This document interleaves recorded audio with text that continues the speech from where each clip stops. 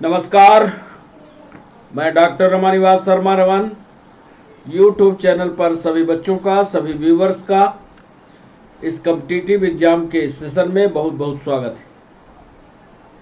बच्चों, पीएनएसटी का एडवर्टाइजमेंट हो चुका है और आज हमने पीएनएसटी स्पेशल सेशन आपके सामने लेकर के आए हैं। ऐसा नहीं है कि पूरा का पूरा सेशन पीएनएसटी स्पेशल है। इसमें आज हमने नीट के भी सवाल, स्टेट पीएससी के सवाल, यूपीएससी के सवाल, एसएससी के सवाल भी शामिल किए हैं। सेशन आज फिजिक्स पर है। कंप्लीट फिजिक्स पर 2016 में पीएनएसटी का जो पेपर आया फिजिक्स का, उसको आज हमने सॉल्व करने का फैसला किया। और ऐसे बहुत सारे बच्चों ने हमें मैसेज किया कि पीएनएसटी का 2016 का पेपर सॉल्व करवाया जाए। कुछ सवाल 2016 से, कुछ सवाल 2017 से, कुछ सवाल 2018 से फिजिक्स से हमने चुने हैं। कुछ सवाल नीट के भी हैं, स्टेट पीएससी के हैं, यूपीएससी के हैं, एसएससी के हैं। सारे सवालों में दो दो तीन तीन सवाल को हमने मैथमेटिकल सवाल है, उन सारे सवालों का डिस्कशन आज के सेशन में हम करने वाले हैं। सेशन की शुरुआत करें उसके पहले आपको बता दें कि अब जो सवाल आगे के कंटिन्यूअस वीडियो में आने वाले हैं उसमें फिजिक्स होगा, केमिस्ट्री होगा, बायोलॉजी होगा, कंप्यूटर होगा, ताकि आपकी पीएनएसटी की तैयारी सिस्टमेटिक हो पाए। जिस चैप्टर की जानकारी या जिस चैप्टर की थ्योरी आपकी अधूरी है या जिस चैप्टर को आप अच्छे से नहीं समझ पाए हैं, आप हमें मैसेज कीजिएगा, क्योंकि यह सेशन हमारा 5 बजे लाइव होने जा रहा है। ठीक 5 बजे आप हमारे साथ जुड़िए, हम लाइव मिलेंगे और 5 बजे आप अपनी बात बताइए कमेंट सेक्शन में। हम उसके लिए अगला वीडियो आपके लिए तैयार करेंगे, थ्योरी भी पढ़ाएंगे। तो आज जो हम सवाल आपसे पूछेंगे फिजिक्स के, प्रत्येक सवाल का एक डीप डिस्कशन भी करेंगे। प्रत्येक सवाल का उत्तर वही क्यों होगा, ये हम डिस्कशन के पेज में, आप देख लीजिए, हमने डिस्कशन का पेज लगाया। पहला सवाल लिखेंगे, आपसे पूछेंगे और डिस्कशन नंबर 1 पूरे पेज पर उस सवाल को लगा करके आपको समझाएंगे। आज फिजिक्स का सेशन है, इसके अगले वीडियो में फिर केमिस्ट्री का सेशन लाएं, अगले वीडियो में फिर बायोलॉजी का सेशन लाएं और प्रत्येक सेशन 2-2 दिन का रखेंगे। इसलिए फिजिक्स का एक कंप्लीट सेशन आज से शुरू होने जा रहा है।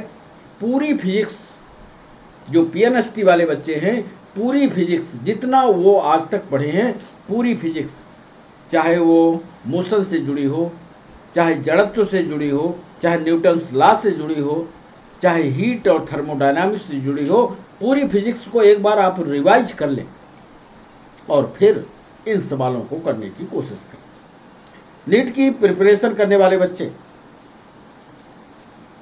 पूरी फिजिक्स पर फोकस करते हुए उन सवालों को देखें जो आज हम पूछने जा रहे हैं।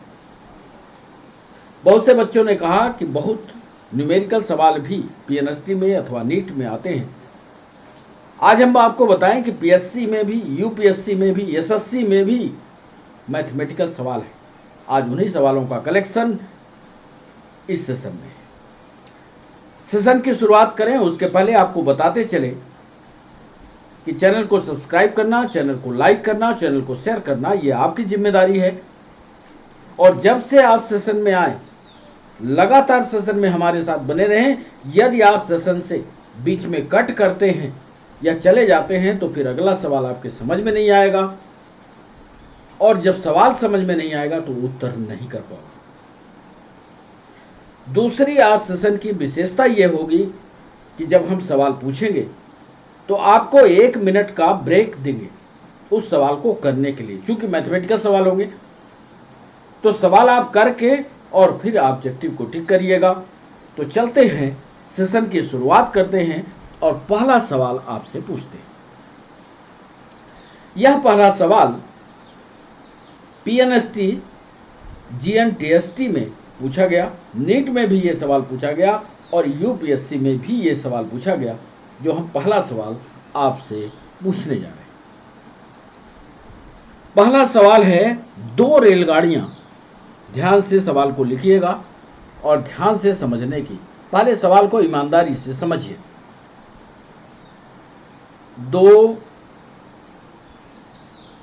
रेल गाड़ियां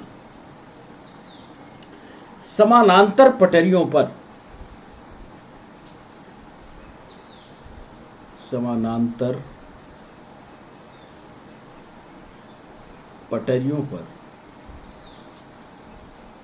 एक दूसरे की ओर जा रही हैं। आप चित्र बनाइए उसका, मैथमेटिकल सवाल है ताकि आप उत्तर जल्दी से कर पाए। दो रेलगाड़ियां समानांतर पटरियों पर, मतलब रेलगाड़ी जमीन पर हैं दोनों, एक दूसरे के ओर जा रही हैं, माने एक ट्रेन यदि पूर्व की जा रही है तो एक उसकी अपोजिट आ रही है, एक दूसरे की ओर जा रही हैं।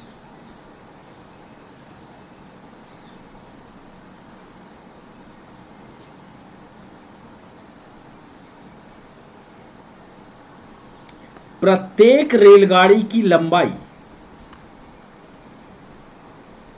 प्रत्येक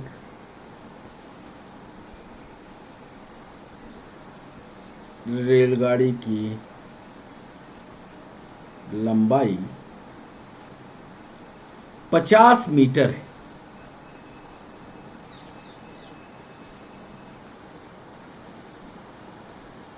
इनके वेग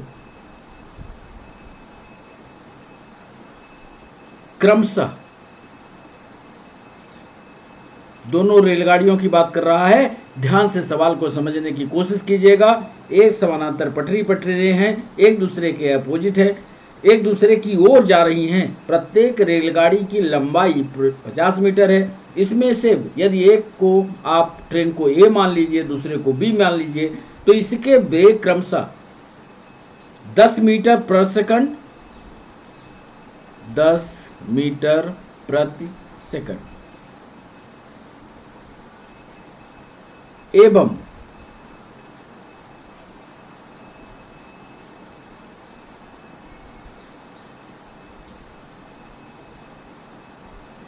एक 1.5 मीटर प्रति सेकंड है। सवाल हम पूछना क्या चाहते हैं या प्रश्न क्या पूछ रहा है, वो एक दूसरे को पार करेंगी, वे एक दूसरे को पार करेंगी। ए ऑप्शन दे रहे हैं 2 सेकंड में, बी ऑप्शन दे रहे हैं 4 सेकंड में, सी ऑप्शन दे रहे हैं 10 सेकंड में और डी ऑप्शन दे रहे हैं 5√13 सेकंड। अब इसके लिए आप 1 मिनट का समय लीजिए और 1 मिनट का समय हम आपको दे रहे हैं। 1 मिनट हम इस प्रश्न पर ही रहेंगे, आप इसको करें। दो रेलगाड़ियां समानांतर पटरियों पर एक दूसरे की ओर जा रही हैं। प्रत्येक रेलगाड़ी की लंबाई इतनी है। अब आपको बताना है कि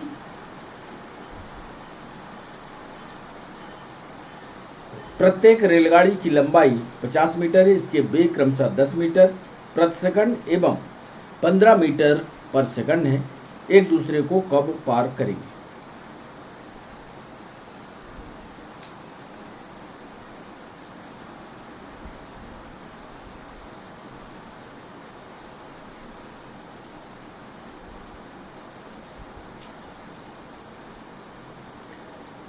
हिंट आपको दे रहे हैं, रेलगाड़ियों की कुल लंबाई और रेलगाड़ियों का परिणामिक वेग, ये भी निकालिएगा।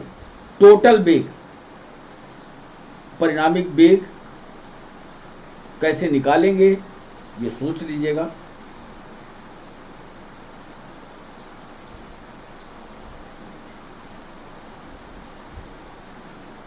कब ये क्रॉस करेंगी ये देखिएगा, वेग निकालना है आपको।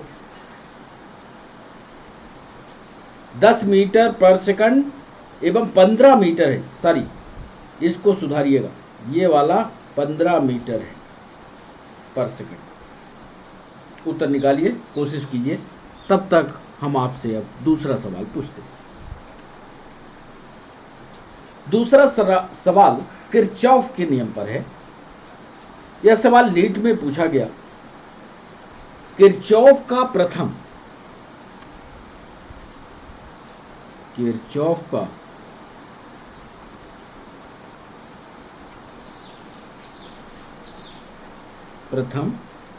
एवं द्वितीय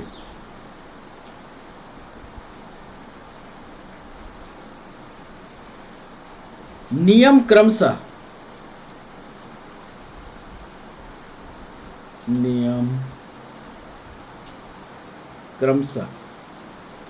किसका संरक्षण दर्शाते हैं?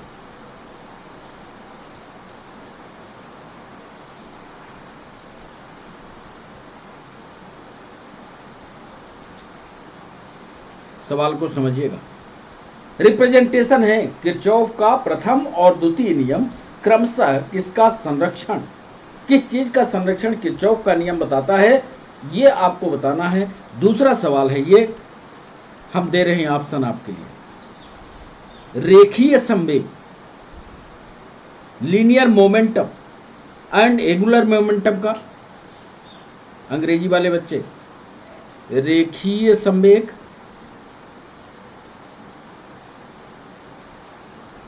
और कोणीय संवेग।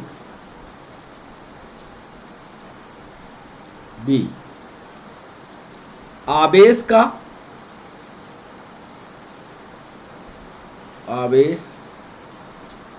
और ऊर्जा का।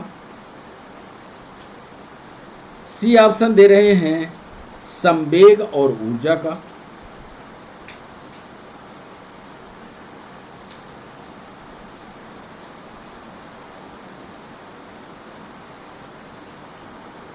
और डी ऑप्शन दे रहे हैं आवेश का, यानी चार्ज का,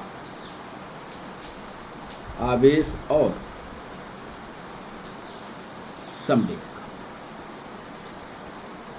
अब यदि आपको किरचॉफ का पहला नियम और दूसरा नियम, पहले किरचॉफ के पहले नियम और दूसरे नियम में संरक्षण की बात की गई है, यदि आपको ये नियम आता होगा तो उत्तर आप जल्दी ठीक करेंगे, बिना वक्त गंवाए करेंगे। किरचॉफ के नियम को हमने पढ़ाया भी है, जब हीट का चैप्टर फिजिक्स में पढ़ाया है तो किरचॉफ का नियम, इस पर ज़्यादा समय हम आपको नहीं देंगे, लेकिन इसका डिस्कशन भी करेंगे। तीसरा सवाल बच्चों आपके स्क्रीन पर ये रहा। यह भी एक मैथमेटिकल सवाल। दो वलयों के जड़त्व आघूर्णों का अनुपात, दो वलय रिंग है के, पहले सवाल को अच्छी तरह से समझ करके करिएगा। दो वलयों के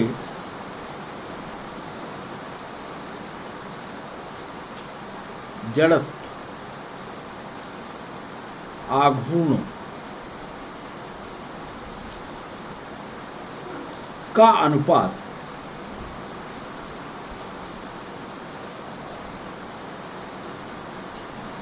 2:1 है तथा उनके त्रिज्याओं का अनुपात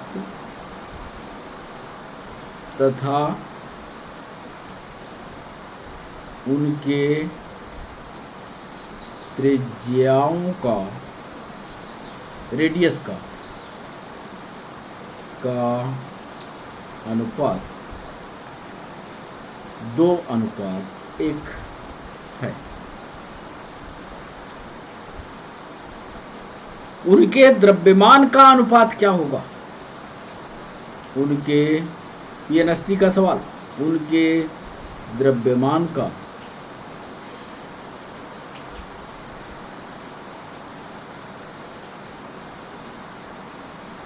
अनुपात क्या? दो रिंग है, जड़त्व आघूर्ण का अनुपात 2:1 है, त्रिज्या का अनुपात 2:1 है, द्रव्यमान का अनुपात बताइए, कैसे निकालेंगे? जड़त्व आघूर्ण का फार्मूला हम आपको बता देते हैं हिंट में, I बराबर होता है mr²। उस फार्मूले पर आप जाइएगा, निकालने की कोशिश कीजिएगा। ए ऑप्शन दे रहे हैं, ध्यान रखना सभी बच्चे रुके रहे, सवाल ऐसे ही आएंगे, और खासकर पीएनएसटी वाले बच्चे जिनके एग्जाम होने जा रहे हैं, जल्दी होंगे। यदि उन बच्चे इस तरह के सवालों की प्रैक्टिस नहीं किए तो फिर परीक्षा ना दें। पहला 2:1, बी 1:2, सी 1:4 और डी 1:1। दो वलयों के जड़त्व आघूर्ण का अनुपात 2:1 है, त्रिज्या का अनुपात 2:1 है, द्रव्यमान का या मास का रेशियो बताना है आपको क्या? समय लगा करके m1 m2 का रेशियो पूछ रहा है, समय लगा करके इस सवाल का जवाब कीजिए। इसके लिए भी हम आपको 1 मिनट का समय दे रहे हैं, 1 मिनट में इस सवाल को कीजिए।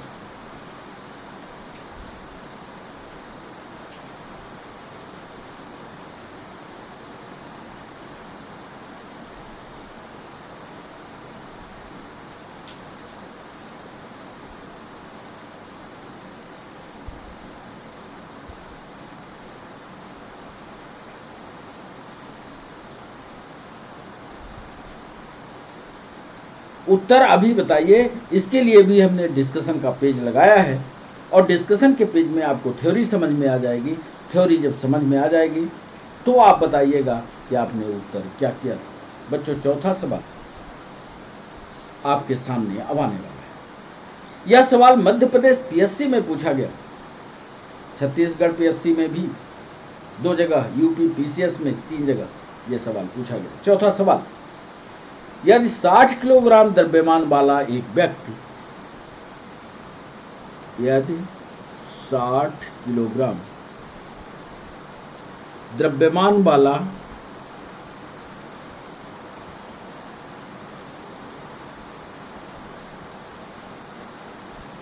एक व्यक्ति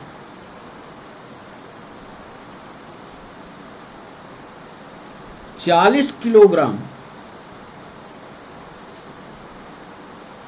द्रव्यमान वाले दूसरे व्यक्ति को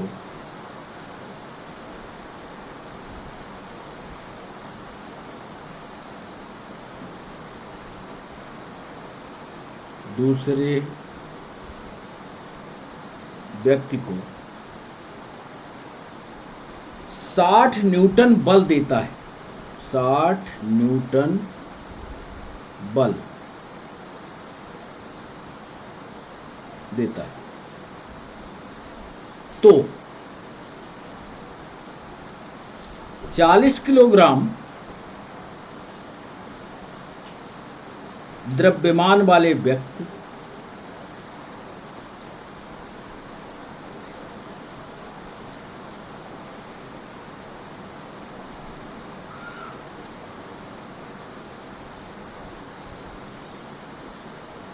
द्वारा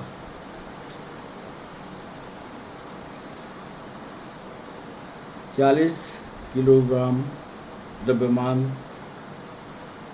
वाले व्यक्ति द्वारा 60 किलोग्राम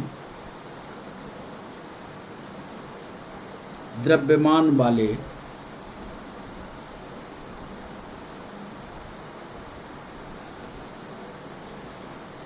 व्यक्ति पर लगा बल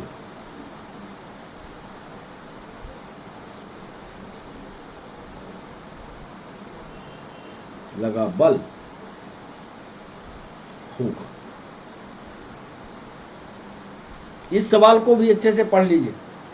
यदि आपने सवाल पढ़ लिया, सवाल को अच्छे से समझ लिया, और उत्तर तुरंत मिलेगा। यदि आप सवाल पढ़ने में ईमानदारी नहीं दिखाई तो उत्तर नहीं बनेगा। 60 किलोग्राम द्रव्यमान वाला एक व्यक्ति 40 किलोग्राम द्रव्यमान वाले दूसरे व्यक्ति को 60 न्यूटन का बल दे रहा है, तो 40 किलोग्राम द्रव्यमान वाले व्यक्ति द्वारा 60 किलोग्राम द्रव्यमान वाले व्यक्ति पर लगा बल कितना होगा। कुल मिलाकर के ये पूछ रहे हैं। ए ऑप्शन दे रहे हैं उसका, क्या वह 40 न्यूटन होगा। बी ऑप्शन दे रहे हैं, क्या वह 0 होगा। सी ऑप्शन दे रहे हैं, क्या वह 60 न्यूटन होगा। और डी ऑप्शन दे रहे हैं, क्या वह 20 न्यूटन होगा। सही जवाब इसमें आपको निकालना है। इसमें ज़्यादा डिस्कशन, सिर्फ आपके रीजनिंग काम आ रही है। रीजनिंग के हिसाब से यदि आप उत्तर तुरंत कर पाए तो सही, नहीं किया तो हम आपको इस प्रश्न पर समय नहीं देने वाले। इसका डिस्कशन हम चौथे सवाल का उसी समय में जो वापस आएंगे तो करेंगे। 5वां सवाल आपके लिए।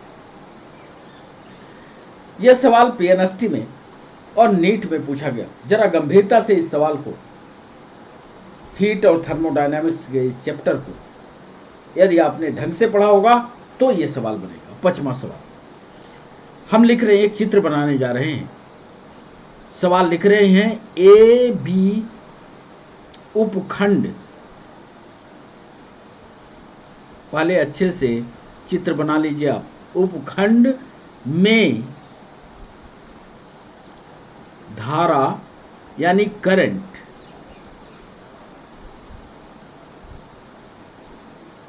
धारा या करंट का मान है।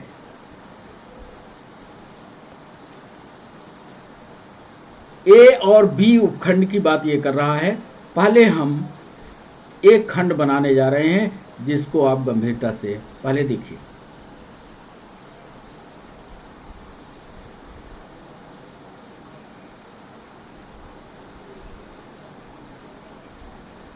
ये एक हमारा खंड हो गया, इसको हमने एक खंड कहा। ये दूसरा हमारा एक उपखंड हो गया जिसको हमने बी उपखंड कहा। एक उपखंड हो गया, एक बी उपखंड हो गया। और धारा जो है इधर से इधर की ओर बह रही है। यहां से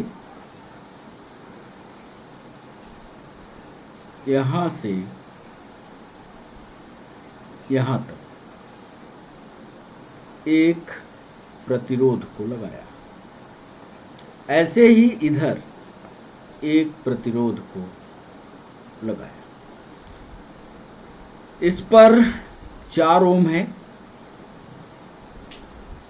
और इस पर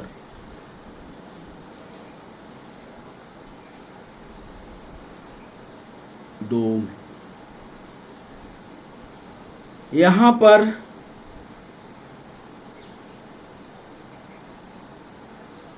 एक प्रतिरोध लगा, एक प्रतिरोध यहां। अभी चित्र को पूरा कर रहे हैं, ध्यान से, अभी आपके समझ में आ जाएगा, चिंता करने की बात नहीं है। ये धारा की दिशा है। ये वाला जो पॉइंट है, ये वाला ए है, ये वाला पॉइंट बी है। इसी बीच के बीच हम धारा का मान आपसे पूछने जा रहे हैं। अब इस लाइन को हम कंटिन्यू करें तो एक प्रतिरोध यहां लगेगा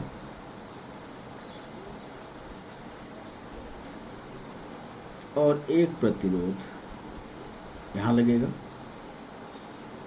ये 2 ओम है और ये भी 2 ओम है। चित्र अब आपके समझ में आ गया होगा। और यहाँ पर 6 वोल्ट की बैटरी है। ए बी उपखंड, ये खंड ए बी उपखंड, इसके बीच इसके में करंट का मान, यहां पर करंट का मान हम आपसे पूछ रहे हैं, आपको बताना।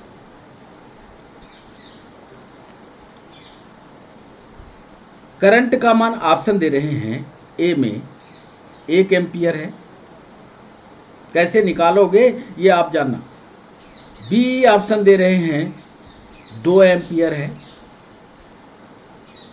सी ऑप्शन दे रहे हैं 1.5 एम्पियर है। और डी ऑप्शन दे रहे हैं 3 एम्पियर है।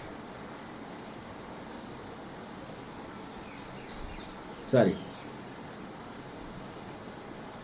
ये एम सब में हटा दो, सिर्फ ए लिखा था, आप भी ए लिखा।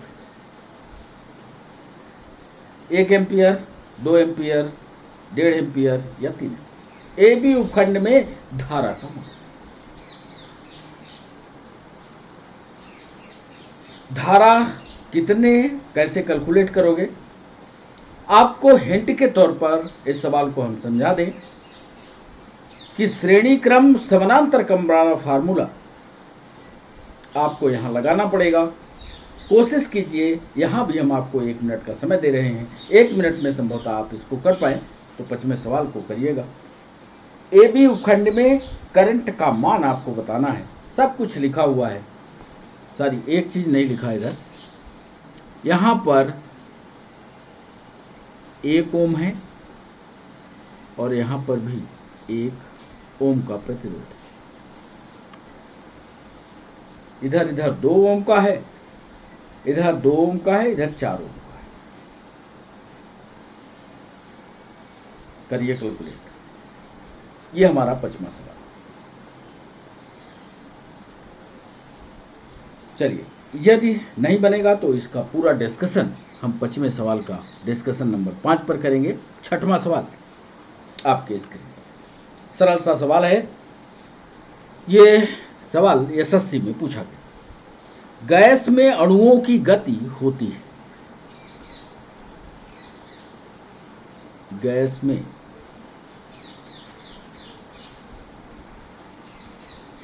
अणुओं की गति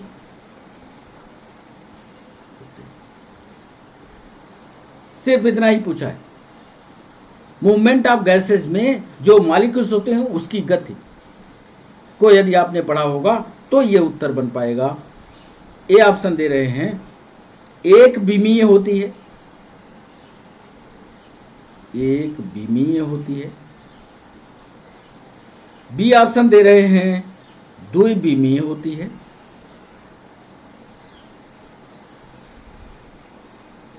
सी ऑप्शन दे रहे हैं त्रिविमीय होती है, त्रिविमीय होती है। और डी ऑप्शन दे रहे हैं केवल ऊपर और नीचे होती है।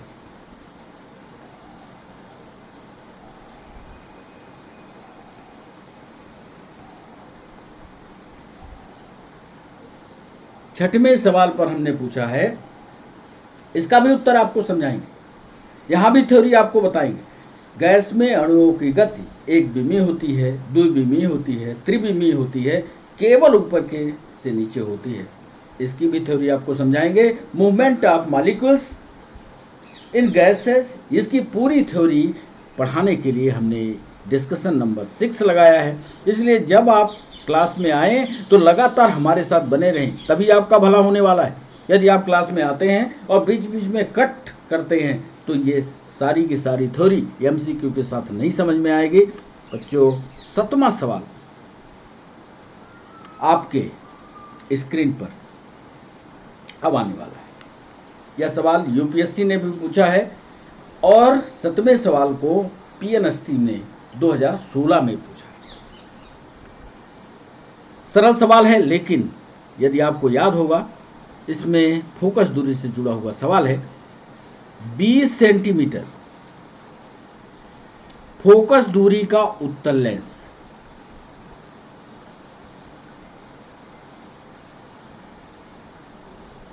फोकस दूरी का उत्तल लेंस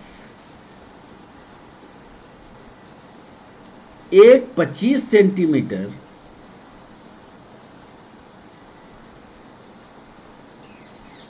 फोकस दूरी के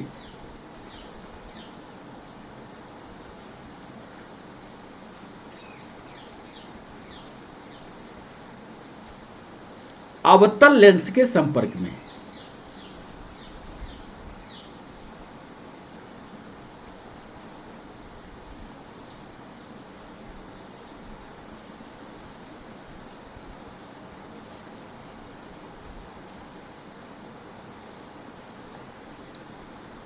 अब ये कॉन्वेक्स लेंस है, कॉन्वेक्स है, और ये कॉनकेव। एक 20 सेंटीमीटर फोकस दूरी का उत्तल लेंस 25 सेंटीमीटर फोकस दूरी के अवतल लेंस के संपर्क में। संयुक्त लेंस की क्षमता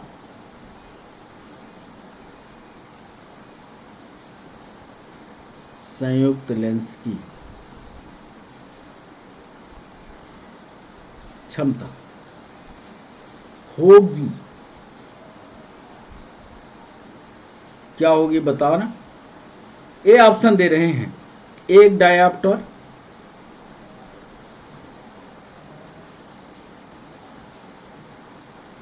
बी ऑप्शन दे रहे हैं 2 डायाप्टर,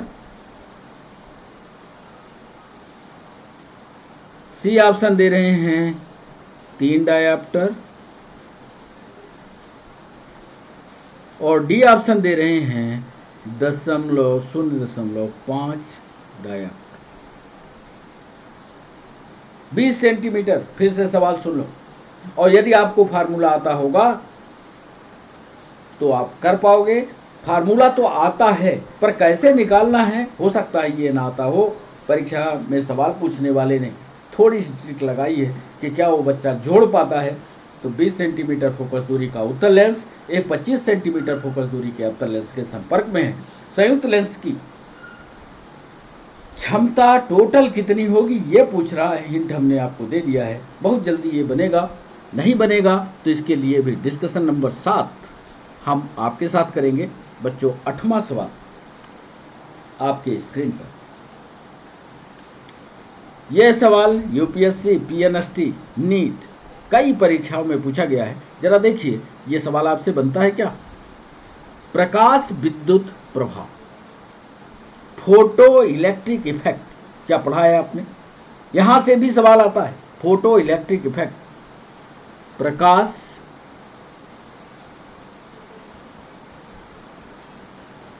विद्युत प्रभाव, फोटो इलेक्ट्रिक इफेक्ट द्वारा आइंस्टीन ने सिद्ध किया कि आइंस्टीन ने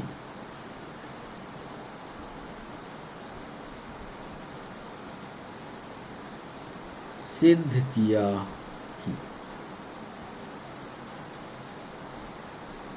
अब यदि आपको फार्मूला आता होगा तो आप करिएगा।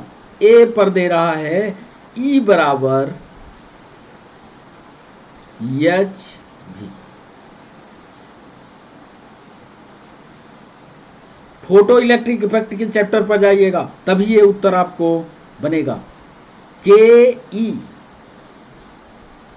काइनेटिक एनर्जी वाला 1/2 mv²। सी ऑप्शन दे रहे हैं E बराबर 2 mc², और डी ऑप्शन दे रहे हैं E बराबर RH c² अपान n²। अब इसके बारे में हम एक एक करके बताएंगे तो आप उत्तर बता लो। इसलिए आर क्या है, एच क्या है, भी क्या है, एम क्या है, ये हम आपके ऊपर छोड़ते हैं। हम सिर्फ फोटो इलेक्ट्रिक इफेक्ट के द्वारा आइंस्टीन ने कौन सा फार्मूला बताया है, सिर्फ आपसे ये पूछ रहे हैं। नहीं बनेगा तो इसके लिए भी 8वें पेज पर हमने डिस्कशन लगाया है। यहां पर हम डिस्कशन करके आपको समझाएंगे। बच्चों 9वां सवाल, जड़त्व आघूर्ण से जुड़ा हुआ ये सवाल पीएनएसटी में 2016 में ये भी पूछा गया। जड़त्व आघूर्ण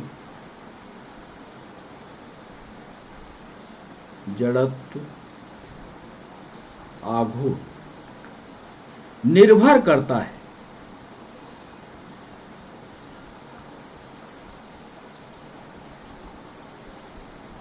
किस पर निर्भर करता है, ये आपको बताना है। जड़त्व वाला चैप्टर पढ़े हो आप लोग? पढ़ो तो हर चैप्टर की गहराई में जाना। ये 2016 के सवाल आपसे करवा रहे हैं। जब 2016 में परीक्षा हुई थी तो कितना थ्योरी के अंदर घुस करके सवाल पूछा था, तो अब तो परीक्षा 2022 और 23 में होने जा रही है। अब कितना घुस जाएगा इसका अंदाजा आप लगा लें। कोई भी हो, फिजिक्स हो, केमिस्ट्री हो, बायोलॉजी हो, कंपटीशन दिन प्रतिदिन आपके लिए कठिन होगा।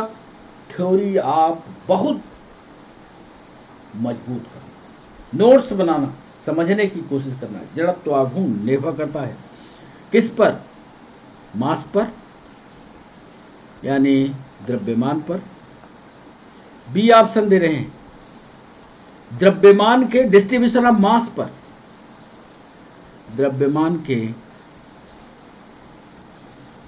वितरण पर। सी ऑप्शन दे रहे हैं, एंगुलर वेलोसिटी पर, कोणीय वेग पर।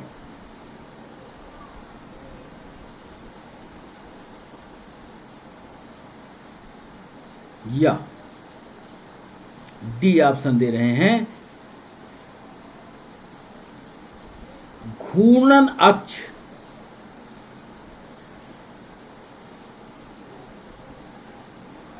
घूर्णन अक्ष की स्थिति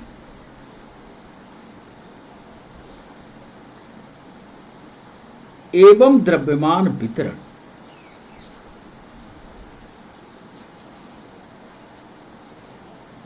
एवं द्रव्यमान वितरण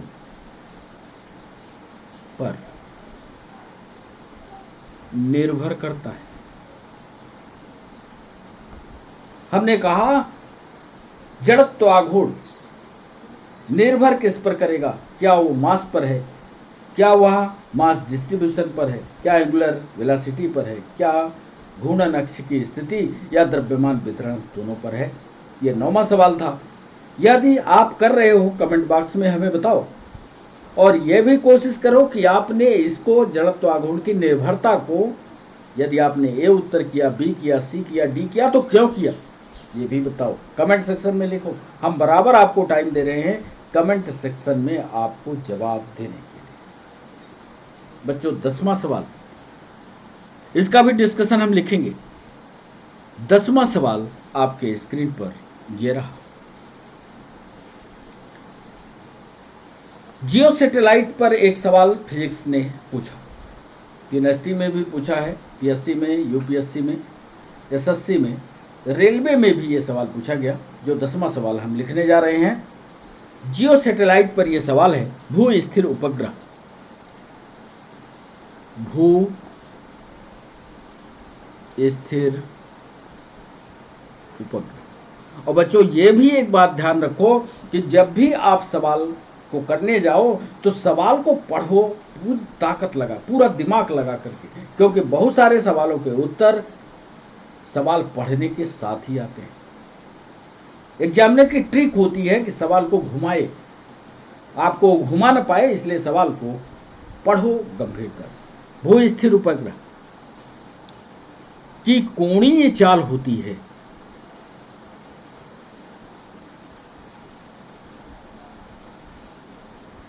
कोणीय चाल।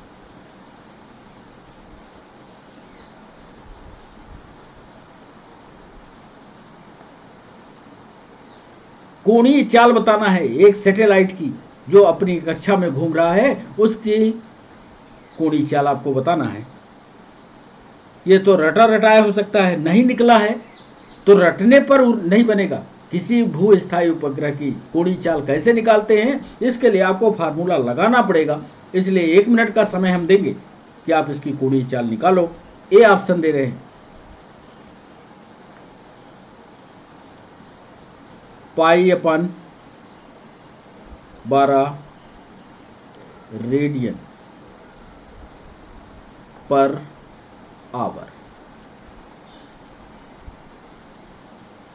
इसलिए आपको 1 मिनट समय देते हैं कि जो बच्चे हमारे साथ लाइव जुड़ते हैं। कल एक बच्चे ने, इसके पहले वाले वीडियो में सपना भदौरिया ने कहा था कि सर जब तक हम प्रश्न को लगाते हैं या सोचते हैं उसके बारे में तब तक ये प्रश्न आगे चला जाता है। इसलिए आज हम आपको 1 मिनट का समय दे रहे हैं, चूंकि मैथमेटिकल सवाल है।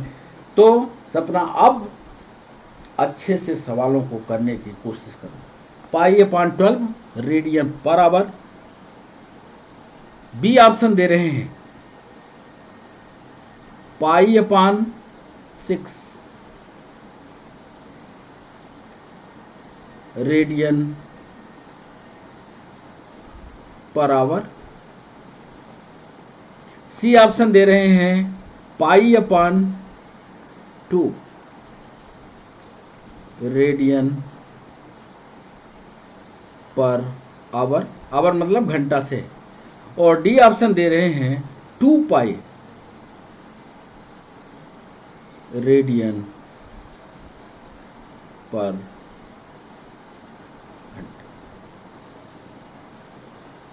अब इसके लिए कौन सा फार्मूला लगाओगे? एंगुलर वेलोसिटी का फार्मूला यहां लगेगा। बिल्कुल सरल सा है, जरा सा रीजनिंग लगाओगे, उत्तर आपके सामने होगा कमेंट सेक्शन में। यदि आप लाइव हो तो कमेंट सेक्शन में हमें बताओ कि कौन सा फार्मूला लगा रहे हो, उत्तर तो निकलेगा। नहीं निकलेगा तो 10वें सवाल के लिए भी हमने डिस्कशन नंबर 10 ऐड किया है, ये भी करके बताएंगे। बच्चों 11वां सवाल, ये भी नीट में पूछा गया, एमपीएसआई में भी यह सवाल पूछा गया। यदि 1 मिलीमीटर त्रिज्या की एक तार, यदि 1 मिलीमीटर त्रिज्या के एक तार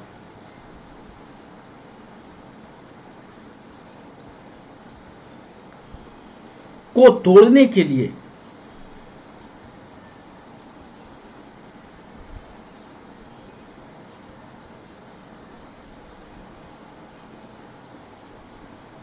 दस न्यूटन बल की आवश्यकता होती है,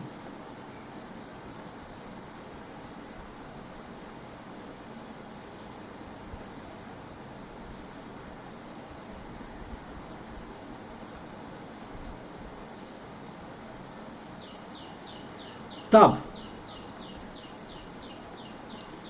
3 मिलीमीटर त्रिज्या के तार, त्रिज्या के तार को तोड़ने के लिए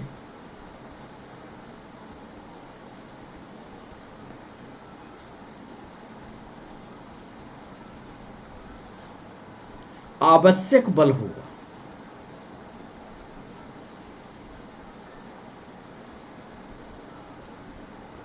मैथमेटिकल सवाल ये भी, 1 मिलीमीटर त्रिज्या के एक तार को तोड़ने के लिए 10 न्यूटन बल की आवश्यकता होती है, तो 3 मिलीमीटर त्रिज्या के तार को तोड़ने के लिए बल बता दो। वहां तो 10 न्यूटन लग रहा है, कैसे लगाओगे ये आपको सोचना है। यहां भी आपको टेक्निक लगानी है। बहुत सारे मैथमेटिक्स के बड़े सवाल कर लेते होगे, लेकिन इस छोटे सवाल को करने के लिए थोड़ा सा दिमाग लगाना पड़ेगा। नीट का ये पूछा गया सवाल, ये ऑप्शन दे रहे हैं, क्या वह 90 न्यूटन होगा? बी ऑप्शन दे रहे हैं, क्या वह 10/3 न्यूटन होगा? सी ऑप्शन दे रहे हैं, क्या वह 10/9 न्यूटन होगा?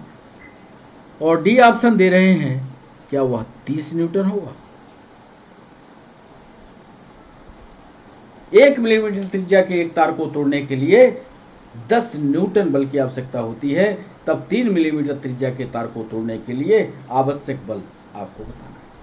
यहां भी हम आपको 1 मिनट का समय दे रहे हैं, लेकिन उसके पहले कि आप हमारा 1 मिनट का समय लो, ये हमें कमेंट सेक्शन में बता दो कि आप कौन सा फार्मूला लगा रहे हो बच्चे। ऐसा नहीं कि आप हवा में लगा रहे हो, रोके हो क्लास को, लगा कुछ नहीं रहे हो, इधर उधर भाग रहे हो। भागो नहीं, सवाल को करो। इसके लिए भी हम डिस्कशन का पेज लगाए हैं, मैथमेटिक्स आपको लगा करके आपके सामने रखेंगे और देखना कितने कठिन सवाल पूछता है। यदि आप चाहो कि किसी भी कॉम्पिटिटिव एग्जाम को सरलता से आप निकाल पाओगे, ऐसा नहीं है। जब तक आप पढ़ोगे नहीं, कॉम्पिटिटिव एग्जाम का निकालना बच्चों मुश्किल है, बहुत मुश्किल है। इसलिए पढ़ने की आदत डाल लो, पढ़ना पढ़ना सिर्फ पढ़ने की आदत बना लो बच्चों। 12वां सवाल, 12वें सवाल पर हेनरी नाम सुना होगा। मध्य प्रदेश पीएससी ने पूछा हेनरी मानक है। राजस्थान पीएससी में भी यह सवाल पूछा गया, किसका मानक है? मानक कह रहे हैं, क्या यह कैपेसिटी का है, धारिता का है, धारिता का है, क्या है मैग्नेटिक फील्ड का है, क्या यह चुंबकीय क्षेत्र का है? सी ऑप्शन दे रहे हैं, क्या है चुंबकीय फ्लक्स का है, मैग्नेटिक फ्लक्स का है?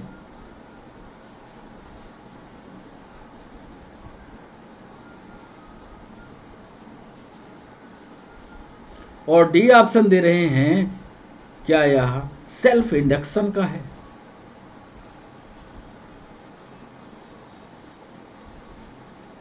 सेल्फ इंडक्शन का है। इसको हिंदी में स्वप्रेरकत्व कहते हैं। हेनरी किसका मात्रक है, इतना बता दो। इस प्रश्न में हम आपको समय नहीं देने वाले, क्योंकि ये प्रश्न का जवाब कई बार हम यूनिट और मेजरमेंट में आपको पढ़ा चुके हैं। धारिता का है, चुंबकीय क्षेत्र का है, मैग्नेटिक फ्लक्स का है, सेल्फ इंडक्शन का है, ये आप बता दो। इसका भी एक कंप्लीट डिस्कशन हम डिस्कशन नंबर 12 पर आपको देने जा रहे हैं। और आज के सेशन का अंतिम सवाल, ये मैथमेटिकल सवाल पीएनएसटी में 2016 में नीट में पूछा। 13वां सवाल, 13वां सवाल जरा गंभीरता से 13वें सवाल को करिएगा। अभी सारे सवालों का डिस्कशन बाकी है, हर सवाल का पूरा डिस्कशन देंगे। 13वां सवाल, एक प्रोटॉन का तरंग दैर्घ्य, एक प्रोटॉन का तरंग दैर्घ्य, तरंग दैर्घ्य यानी वेवलेंथ 5000 आर्मस्ट्रांग है। जब हम लिख रहे हों तो आप दिमाग में उस प्रश्न पर क्या हम पूछ सकते हैं, यह सोचिएगा। उत्तर तभी से निकालना शुरू करिए। उसकी ऊर्जा होगी, उसकी ऊर्जा होगी। ये ऑप्शन दे रहे, 4 गुणे 10⁻⁻19 जूल। बी ऑप्शन दे रहे हैं, 4 गुणे 10⁻⁻16 जूल।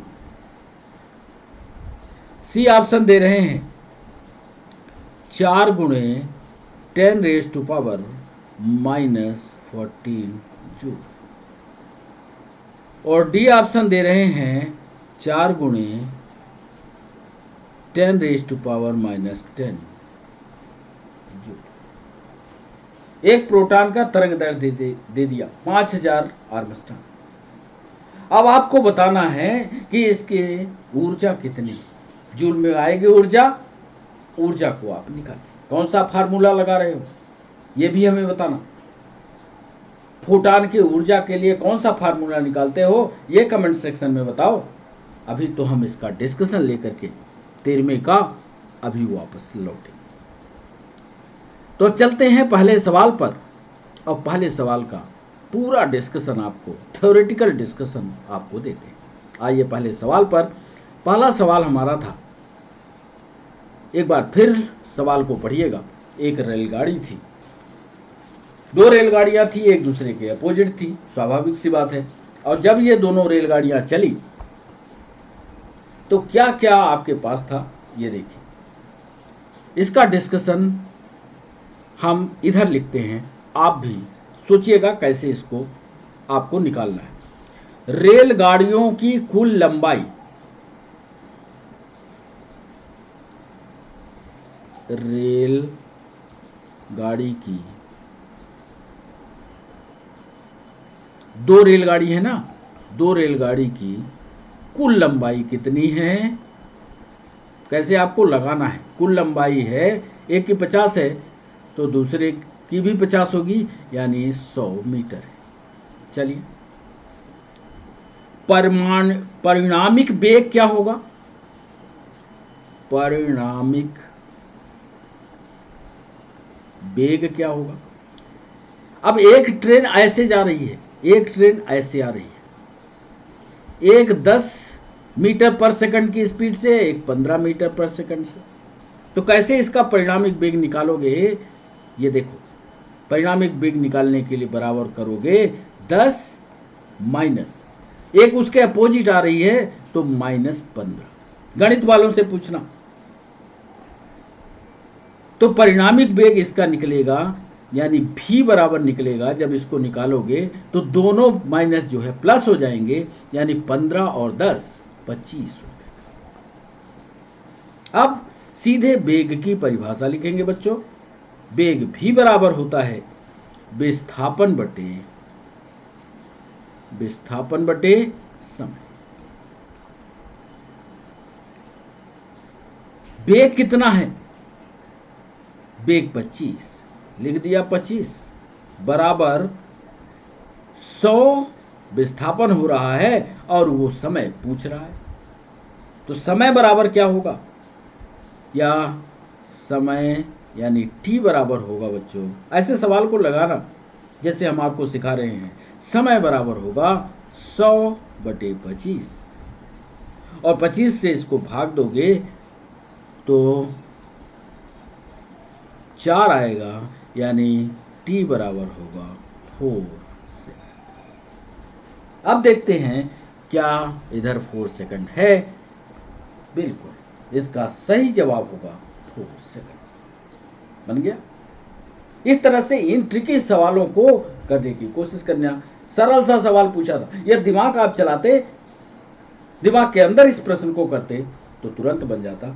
सिर्फ परिणामिक मतलब टोटल वेग को क्या आप कैलकुलेट कर पाते।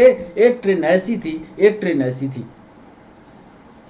तो दोनों का परिणामिक वेग, टोटल वेग, आपको टोटल वेलोसिटी निकालनी थी। तो टोटल वेलोसिटी में दोनों माइनस प्लस हो जाते, तो 15 और 20, यहाँ पर 1.5 नहीं, इसको 15 करिएगा तो 15 और 10 25 होता। इस तरह से ये पहला सवाल हुआ। दूसरे सवाल पर आते हैं। किरचॉफ ने नियम दिए, ये भी डिस्कशन में लिख लो। किरचॉफ ने क्या कहा, किरचॉफ का प्रथम नियम, किरचॉफ का प्रथम नियम याद कर लेना। किरचॉफ का प्रथम नियम आवेश का संरक्षण बताता है, आवेश का संरक्षण। याद कर लो, ये पन्ना याद रखना।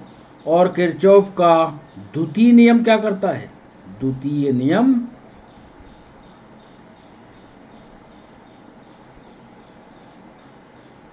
ऊर्जा संरक्षण को बताता है।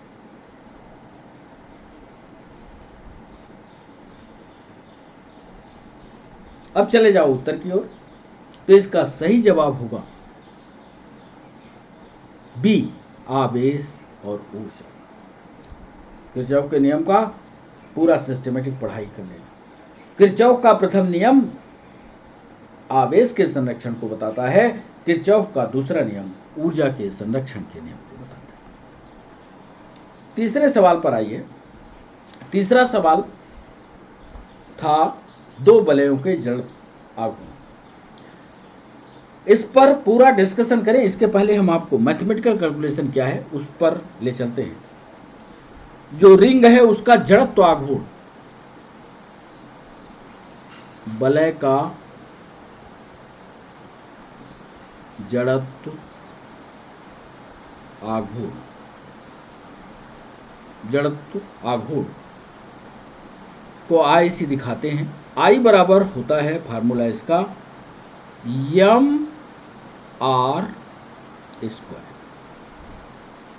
जड़त्व आघूर्ण वाले चैप्टर में जाना, यह फार्मूला आपको मिल जाएगा। तो I1 अपान I2 बराबर होगा 2/1 तथा R1 अपान R2 बराबर होगा 2/1। अब देखो, उसी फार्मूले को आगे बढ़ा रहे। M1 R1 square, M1 R1 square upon M2 R2 square बराबर होगा 2/1। इसी को आगे बढ़ाते हुए M1 अपान M2 बराबर, इसी को लिखोगे तो ये आ जाएगा R1 अपान R2 का होल स्क्वायर। सरल सा फार्मूला है 2/1। या इसी को आगे और बढ़ा लें मैथमेटिकल कैलकुलेशन को, तो ये देखो M1 अपान M2 इंटू क्या हो जाएगा 2/1 का होल स्क्वायर बराबर 2/1। अतः M1 अपान M2 इंटू 4/1 बराबर 2/1 बराबर M1 अपान M2 इंटू 2/4 बराबर 1/2। ये काट देंगे तो 1/2। अतः यहीं पर लिख लो M1 अनुपात M2 बराबर होगा 1:2। चलिए देखते हैं कि क्या उधर 1:2 है, तो ये 1। तो ये था तीसरा सवाल। बच्चों, चौथा सवाल, 60 किलोग्राम द्रव्यमान वाला एक व्यक्ति 40 किलोग्राम द्रव्यमान वाले दूसरे व्यक्ति को 60 न्यूटन बल देता है, तो 40 किलोग्राम द्रव्यमान वाले व्यक्ति द्वारा 60 किलोग्राम द्रव्यमान वाले व्यक्ति पर लगा बल क्या होगा। डिस्कशन नंबर 4 पर पहले ये समझा देते हैं। न्यूटन की गति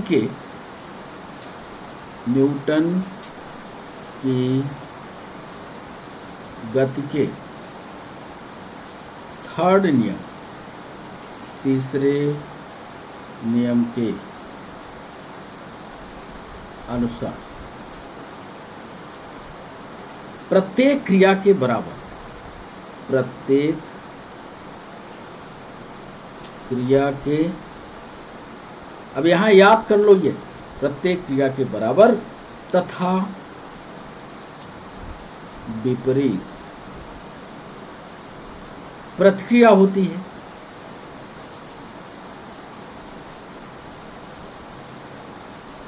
ये नियम कहता है। अतः 40 किलोग्राम, अब देखना कहाँ, अतः 40 किलोग्राम द्रव्यमान वाला व्यक्ति, द्रव्यमान वाला व्यक्ति 60 किलोग्राम वाले व्यक्ति पर,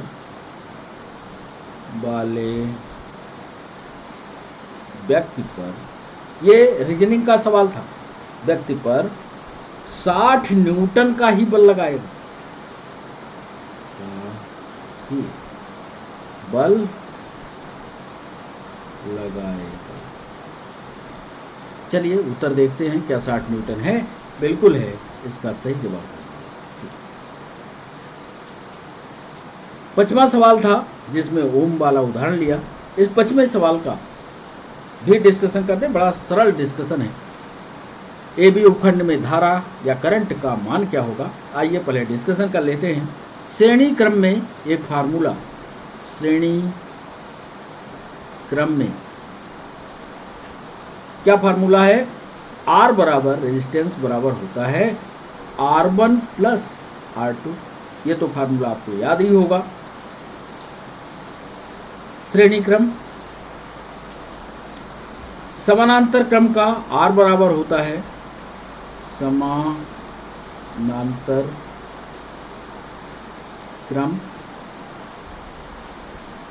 R बराबर होता है R1 plus R2, R1 into R2 अपान R1 प्लस R2।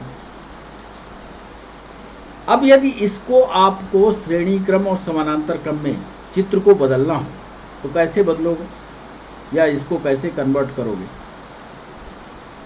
ये भी देख लो। एक गोला बनाते हैं इस तरह, ये देखो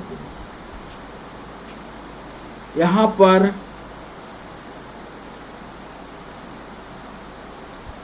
ये ए बी उपखंड बना देते हैं, ठीक। इसको 2 ओम, इसको 4 ओम,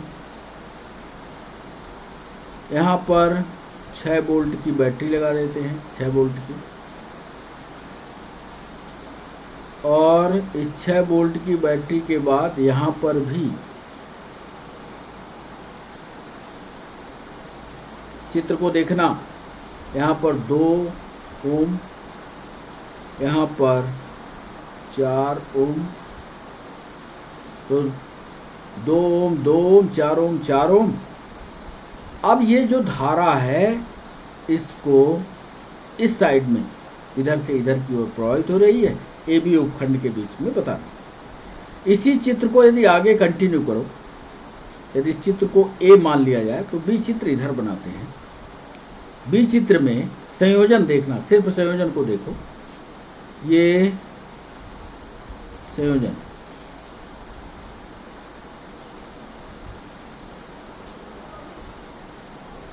ये ए बी इधर से जाता हुआ, यहाँ पर 1 ओम और यहाँ पर 2 ओम। अब इधर से इधर को धारा बह रही है, ए और बी दो आपके सामने, यहाँ भी 6 वोल्ट। अब इस पर श्रेणी क्रम और समानांतर क्रम को कैलकुलेशन कीजिए। कुल परिणामी, अतः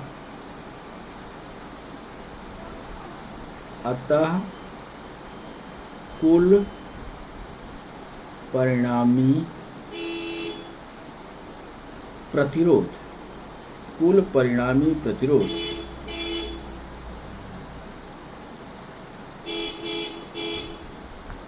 R बराबर होगा 3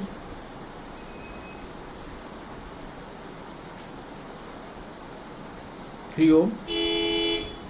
धारा I बराबर होगी, ये फार्मूला है, V/R बराबर होगा I बराबर 6/3 बराबर 2/1। कुल परिणामी प्रतिरोध R बराबर 3 ओम है। धारा I बराबर V/R है, I बराबर 6/3 है। 3 का ये फार्मूला 2A हो जाएगा। तो ये कुल परिणामी प्रतिरोध 3 ओम है।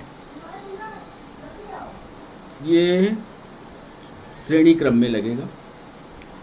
तो इसका डिस्कशन कर लेना। छठवां सवाल है, गैस में अणुओं की गति होती है। छठवें सवाल पर आइए। गैस में अणुओं की गति होती है।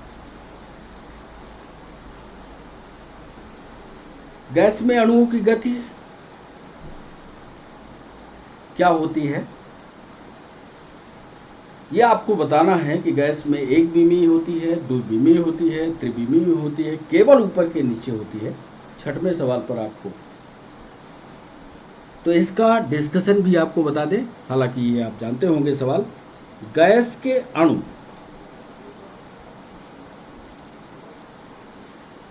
गैस का अणु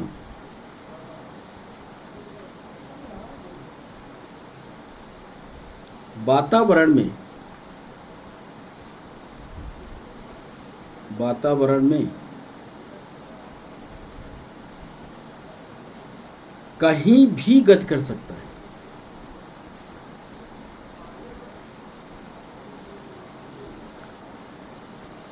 वातावरण में कहीं भी गति कर सकता है। अतः गैस के अणु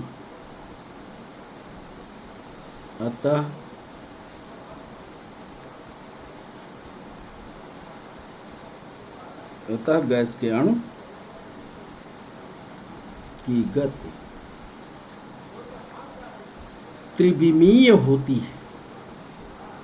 त्रिविमीय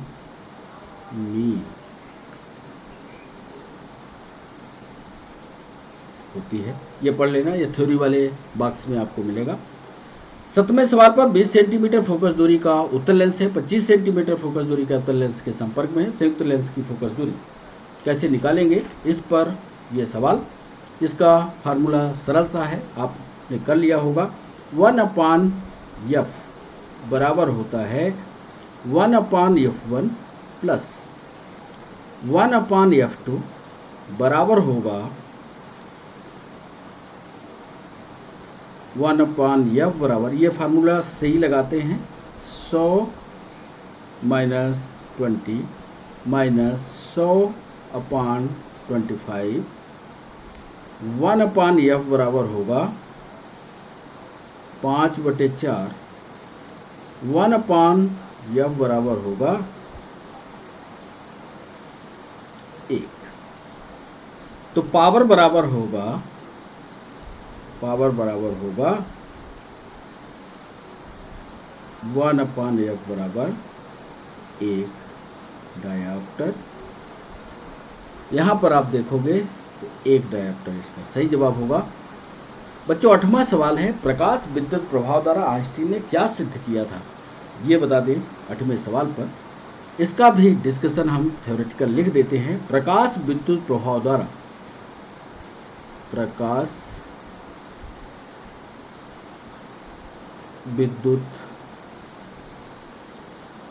प्रभाव द्वारा आइंस्टीन ने सिद्ध किया था। आइंस्टीन ने सिद्ध किया था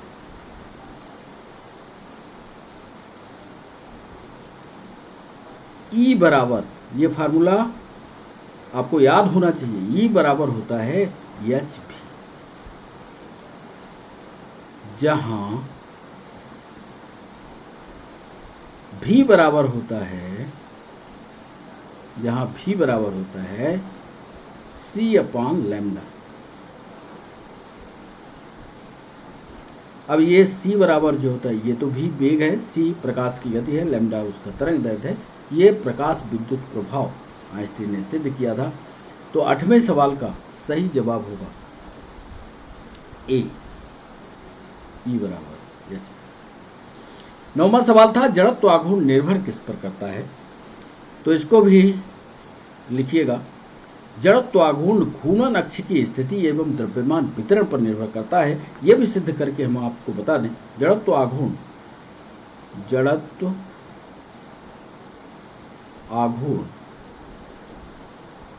I बराबर होता है mr²।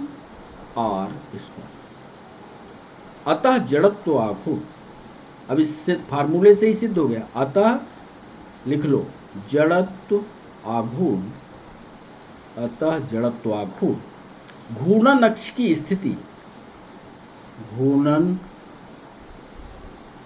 अक्ष की स्थिति एवं द्रव्यमान, एवं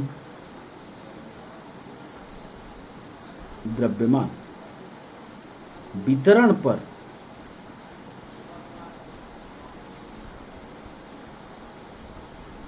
निर्भर,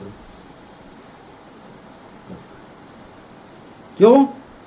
घूर्णन अक्ष की स्थिति और द्रव्यमान का वितरण कितना हो रहा है, किस एरिया में वो फैल रहा है, द्रव्यमान पर यह निर्भर करेगा। 10वां सवाल था हमारा, भू स्थिर उपग्रह की कोणीय चाल क्या होती है।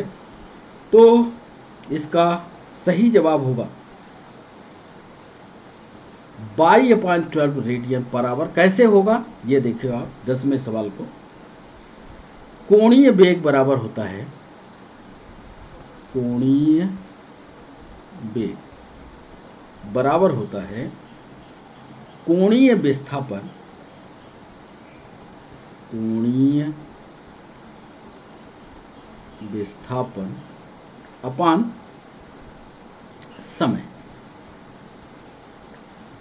बराबर इसी में लिखोगे तो कोणीय विस्थापन कितना हो रहा, 2 पाई। समय कितना लग रहा, 24, इधर देख लो। कोणीय चाल 24, तो घंटे में इसको निकालोगे तो ये निकलेगा पाई/12 रेडियन पर,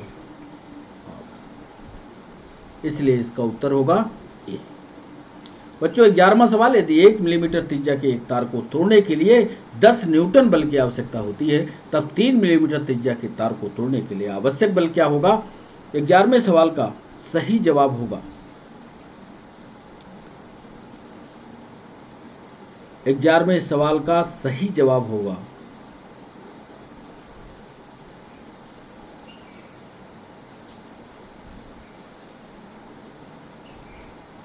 चलो पहले निकालते हैं इसको, फिर बताते हैं सही जवाब क्या होगा 11वें सवाल का। क्योंकि यहाँ पर 1 मिलीमीटर त्रिज्या, लगने वाला फोर्स और लंबाई F1 F2 पहले लगाते हैं, फिर इसका सही उत्तर आपको बताते हैं। यहाँ पर है y1 बराबर y2,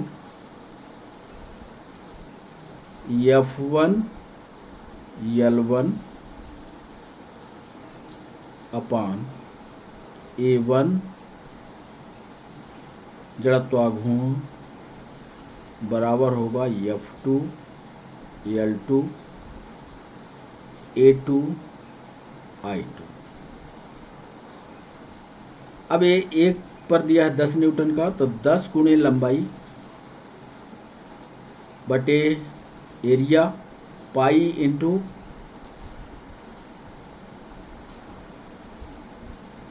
I1 स्क्वायर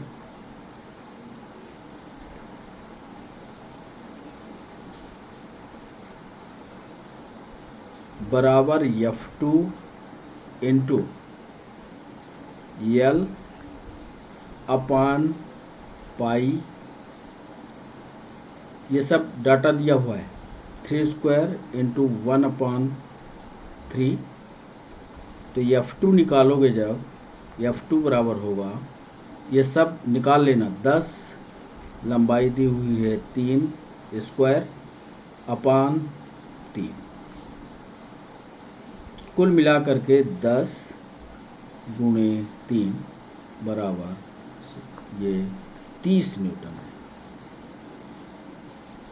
30 न्यूटन इसका सही जवाब होगा। 30 न्यूटन कहाँ है, इसका सही जवाब होगा डी, 30 न्यूटन इसका निकलेगा। समय लगा करके, जो जैसा हम लिख रहे हैं समय लगा करके इसको चेक कर लेना, देख लेना। हेनरी मानक किसका है, ये तो आप जानते हो, हेनरी किसका मात्रक है, इसमें भी लिख देते हैं। हेनरी स्वप्रेरकत्व का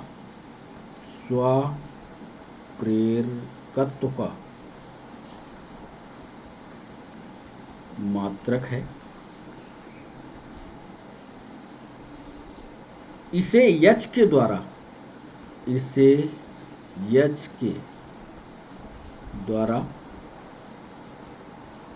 लिखा जाता है।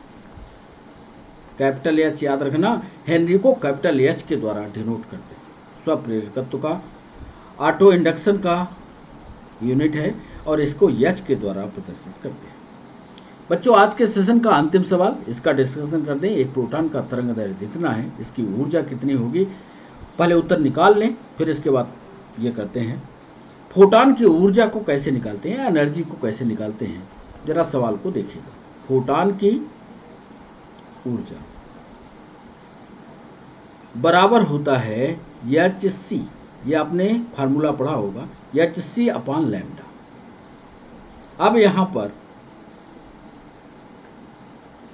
जो लैम्डा दिया हुआ है तरंग दैर्घ्य, तो वो 5000 आर्मस्ट्रांग है, ठीक।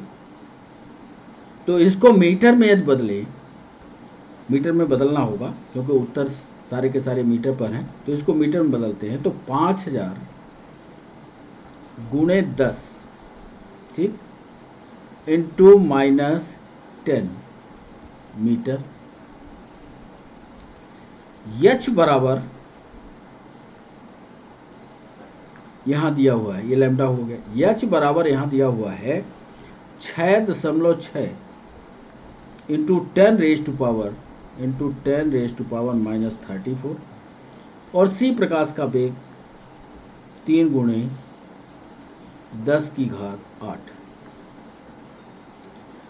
अब इस पर यदि फोटॉन की ऊर्जा निकालते हैं तो E बराबर होगा, इसी फार्मूले पर जाते हैं, तो 6.6 into 10 raise to power -39 into 3 गुणे 10⁸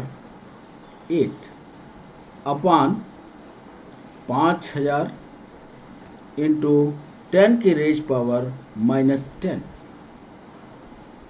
और जब ये पूरा कैलकुलेट करोगे बच्चों, तो कैलकुलेट करने के बाद आपको उत्तर की जो प्राप्ति होगी वो 10 रेज टू पावर -90। इसका मतलब इसका सही जवाब होगा ए, 4 इंटू 10 रेज टू पावर -90। तो इस तरह से आज ज़्यादा से ज़्यादा सवाल नीट और पीएनएसटी के हमने शामिल किए। सारे के सारे सवाल मैथमेटिकल थे। इसका दूसरा सेशन भी लाएंगे, फिजिक्स का ही दूसरा सेशन अगले वीडियो में हम शामिल करेंगे। सारे सवालों को करवा दिया है। इसी तरह के सवाल परीक्षा में आएंगे। भले आप इसको मानते हो कि कठिन है, लेकिन सवाल तो करने ही होंगे, और सारे सवालों को करना, प्रैक्टिस करना, नहीं बनेंगे हमसे पूछना। ये हमारी क्लास आज शाम को 5 बजे लाइव होगी। 5 बजे लाइव सेशन में मिलना। जो सवाल ना बनेंगे या कोई नई है चैप्टर आपको पढ़ना है, तो कमेंट बॉक्स में हमें बताना। बच्चों, कैसा रहा सेशन ये ज़रूर आप अपने कमेंट सेक्शन में लिखना। कैसे लगे सवाल ये बताना। एनालिसिस करने का सेशन कैसा लगा ये भी बताना। चैनल को सब्सक्राइब करना, चैनल को शेयर करना, चैनल को लाइक करना, ये आपकी जिम्मेदारी है, ताकि हम मोनेटाइज होने के बाद आपके साथ सीधा सवाल, सीधा प्रश्न, सीधा डिस्कशन कर सकें। तो बच्चों, आज के लिए बस इतना ही। फिर मिलते हैं नए सेशन के साथ। तब तक के लिए बच्चों बाय बाय, नमस्कार।